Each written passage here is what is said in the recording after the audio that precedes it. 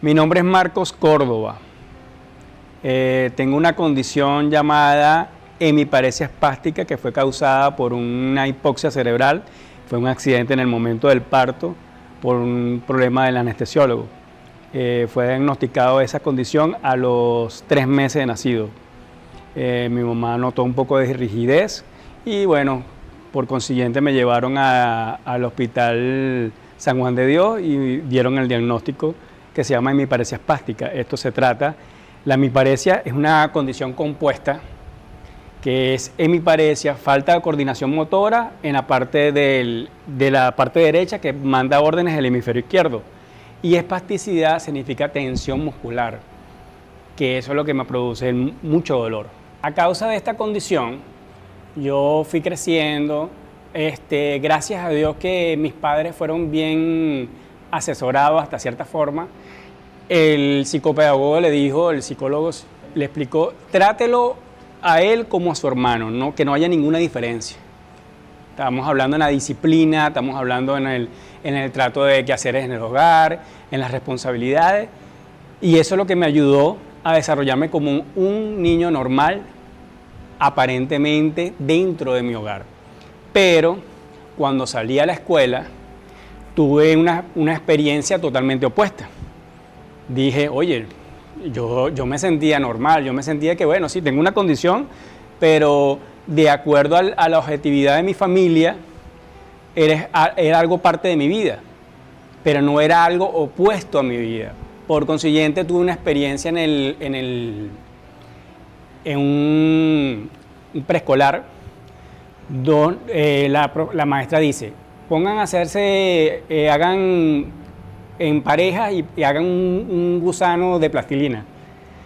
Y entonces cuando yo me iba a poner con un compañero, me dice, no, tú no, porque tú tienes una sola mano.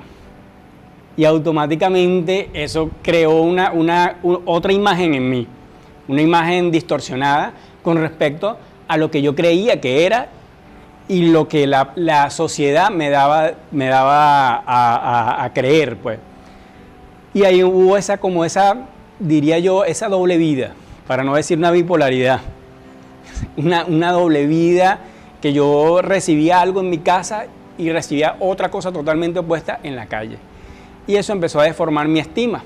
Abundante rechazo, la gente me veía como un fenómeno, como un monstruo, la gente me rechazaba, claro, en aquellos años, que son ya, ¿cuánto? 35 años atrás más o menos.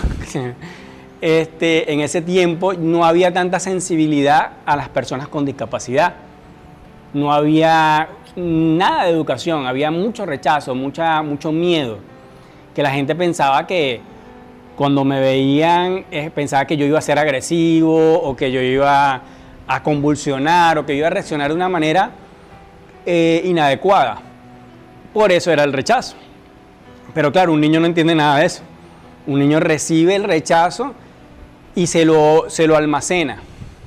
No sabe cómo manejarlo porque en la casa, en el hogar, me decían que yo era normal. Entonces yo no sabía cómo manejar esa parte. Cuando llego ya a la adolescencia, vienen las explosiones psicoemocionales, los traumas, y bueno, a pesar de que yo tenía esta condición y toda esta historia de vida, paralelo a eso yo había nacido en un hogar cristiano, recibiendo de la palabra todo el tiempo. Claro, había mucha distorsión, mucha controversia, problemas de testimonio, muchas cosas como que grises dentro de esa educación. Pero sí noté que siempre estuvo la palabra de Dios, siempre estuvo anclada en mi corazón la palabra de Dios, a pesar de los desastres de vida que había en mí, a pesar de las depresiones, a pesar de que hasta dudé de la existencia de Dios muchas veces. Pero siempre estuvo esa palabra constante, porque algo en mí me decía, no dejes de ir a la iglesia, no dejes de congregarte.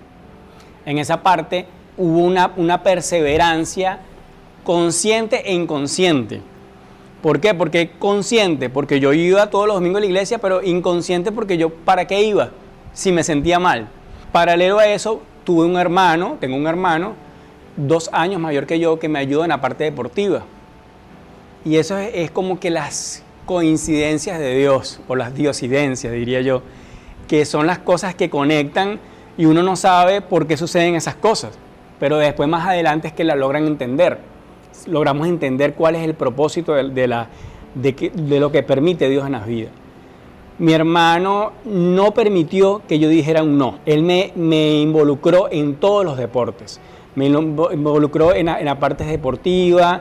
Yo me desarrollé en el béisbol, en el fútbol, pelotita de goma, todo tipo de deporte, como un niño normal, como un niño que no tuviera ninguna condición, como un deportista más, a pesar de mis limitantes. Pero mi hermano era, bueno, si tú tienes esta condición, tienes que entrenar más, porque tú tienes que ser entrenar el doble que nosotros entrenamos para poder nivelarte. Y eso fue una ayuda, no solamente en la parte del desarrollo social o personal, sino en el desarrollo físico, que impidió que el diagnóstico que le habían dicho a mi mamá de pequeño, que cuando vamos al médico, el médico le dice, su hijo no va a poder ni hablar, ni caminar, y con dificultad se va a sentar. Pero mi mamá dijo, eso es lo que dice usted, médico, pero Dios dice otra cosa. Esa fue esa pauta que marcó mi mamá. Y efectivamente, yo por cosas de Dios también me gustaba mucho hablar. Hablaba hasta por los codos. Era muy expresivo, muy de entablar conversaciones desde pequeño, desde niño. Y eso ayudó a que la dificultad del habla no se desarrollara. Pero sí, yo hasta ciertas formas tenía ciertas trabas en la lengua, sentía ciertas trabas, pero ese desarrollo constante del hablar impidió que eso avanzara, pues.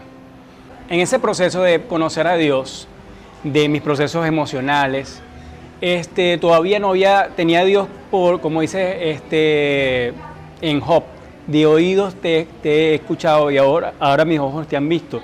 Ese proceso todavía no lo había tenido.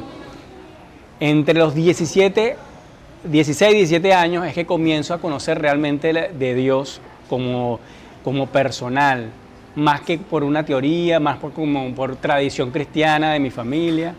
Empiezo a tener esa relación con Él en medio de un límite, pues llegué a un punto de límite en mi vida que me llevó, ya no aguanto más, ya hay que darle un cambio, y no por un cambio porque ya no podía, sino porque Dios estaba tratando con mi corazón y ya Dios estaba trabajando poco a poco por medio de su palabra. En ese contexto, cuando yo empiezo a ser tratado por Dios y Dios empieza a tratar conmigo y empiezo a ser transformado por su palabra, en vez de, como quien dice, tener una mejor vida con respecto a la parte física, se empeora más bien. Viene más dolor. El dolor se multiplica, las tensiones se multiplican. ¿Por qué? Porque empiezo ya a asumir unas responsabilidades nuevas y esto me produce más dolor, más agobio con los dolores que yo no podía ni dormir de la cantidad de dolor. Y entonces en esta parte empiezo a conocer el consuelo de Dios, empiezo a conocer esa fortaleza de Dios que sobrepasa todo entendimiento, su gozo, su verdadero cuidado de mi corazón. Es como que eso que Dios hace inexplicable, que en medio del dolor Dios me fortalece por su amor, por su paz, por su gozo, en medio de tanto dolor. Y empiezo a tener esa relación con Él, y es donde Dios me habla por medio de dos palabras, por medio de la historia de Job y por medio de la historia de Pablo. En la historia de Job, habla acerca de, entiendo que, oye, dice la palabra que, oye, vas a recibir lo bueno de Dios y no vas a querer recibir lo malo. Pero ahí se conecta a la palabra de Isaías 55 que dice, mis pensamientos no son vuestros pensamientos, ni mis caminos son vuestros caminos. Es decir, en ese contexto es como que entender cómo actúa Dios en su voluntad buena, agradable y perfecta. Entonces yo no entendía eso. Y esas dos palabras fueron las que reforzaron mi vida, me ayudaron a entender lo que es su propósito, para qué yo estaba viviendo tanto dolor. Posteriormente en eso, yo entendía, bueno, Job, después que sufrió esa aflicción, sufrió un refrigerio. Se tuvo la mayor bendición y todo. Entonces, como que esa palabra no se parece mucho a mi vida. Entonces Dios vino con su filtro por medio de su palabra y me habló de la historia de Pablo con respecto al aguijón. Entonces yo dije, esto sí es como que más acorde junto con esto, pues fue como un refuerzo de su palabra que me hizo entender cuál es la voluntad de Él. Y cuál es la voluntad de Él no es tanto vivir una vida aquí en la tierra de placer físico, de un bienestar físico, sino entender que tenemos una eternidad que es más allá, que sobrepasa todo entendimiento, que no es estar nuestro corazón anclado a las cosas de este mundo, a un bienestar, a una sanidad física. Y claro, ¿quién no desea una sanidad física? ¿Quién no desea que el dolor se vaya? Pero Dios nos enseña a vivir gozosos en medio del dolor. En la actualidad, yo me desarrollo gracias a Dios y ya por medio del trato que Él ha hecho en mí, yo pude levantarme, pude desarrollarme en medio de tanto dolor, sigo diciendo, en medio de tantas limitaciones, porque la limitación mía no es tanto yo no poder mover mi brazo, porque yo en la falta de movilidad ya yo me adapté toda mi vida. La limitación mía ahorita actualmente es el dolor que me impide hacer maniobrar las cosas, pues.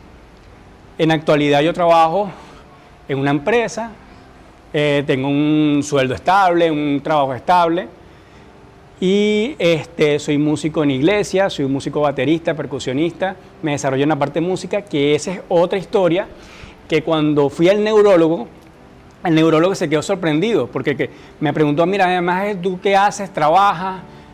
Bueno, en ese momento estaba estudiando. ¿Y además qué haces en tus tiempos libres? Bueno, yo toco batería. Y él se quedó sorprendido porque dice, ¿qué profesional te mandó a ti a tocar batería? Porque es exactamente el instrumento que tú necesitas neurológicamente para mejorar tu condición. Yo le digo, bueno, será Dios, porque eso es un deseo que Dios puso en mí desde los 4 años de edad. Y lo pude desarrollar, fueron 25 años después, a los 29 años. Porque hasta esa edad fueron muchas trabas con respecto a la parte musical y todas las puertas cerradas. Y fue un proceso, bueno, de perseverancia, de constancia, Dios me ayudó a eso. Bueno, también estoy casado, gracias a Dios, recientemente casado desde diciembre, ya vamos para 4 meses, felizmente casado, y eso también es una respuesta muy grande de Dios porque mi vida estaba deteriorándose, estaba desgastándose en un sentido a nivel laboral, y llegaba a la casa y la soledad y todo este contexto, y entonces, bueno, Dios me dio el privilegio de mi ayuda idónea.